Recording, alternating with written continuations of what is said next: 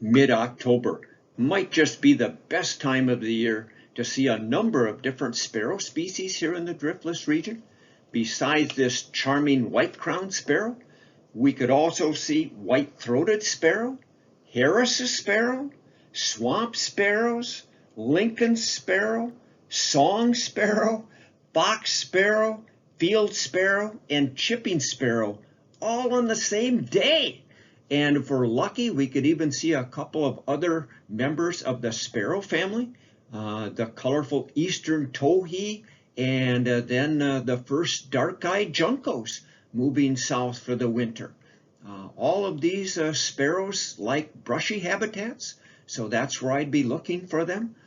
This white-crowned sparrow, by the way, nested up in northern Canada, as far north as Hudson Bay and the Beaufort Sea. It will spend the winter south of the driftless region, probably in places like Missouri and moving all the way down to Texas. But again, if you like sparrows, get out in the field this weekend.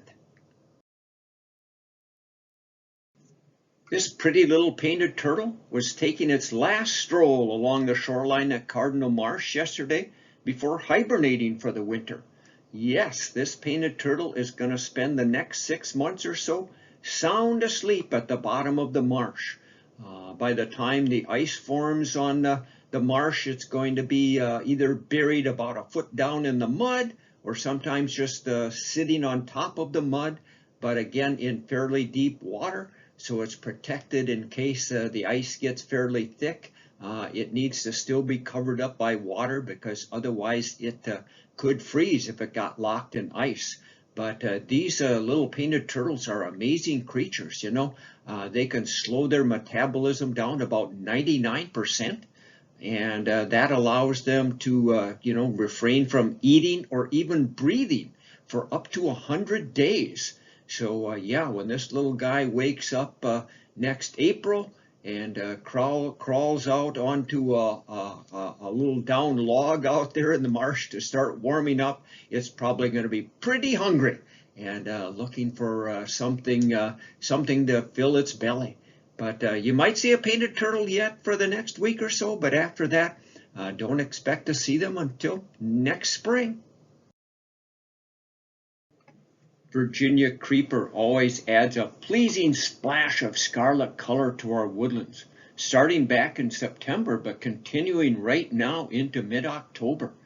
Virginia creeper is a vine, so it climbs up into trees and over fences. It has little tendrils on those vines that have adhesive pads, so it can stick like glue to surfaces, and that's what lets it climb. By the way, Virginia creeper is sometimes confused with poison ivy, but if you look close at this plant or one that you find out in the woods, you'll notice that it comes in a group of 5 leaflets, or you might say 5 leaves. Poison ivy, of course, would have a clump of 3 leaves in a group.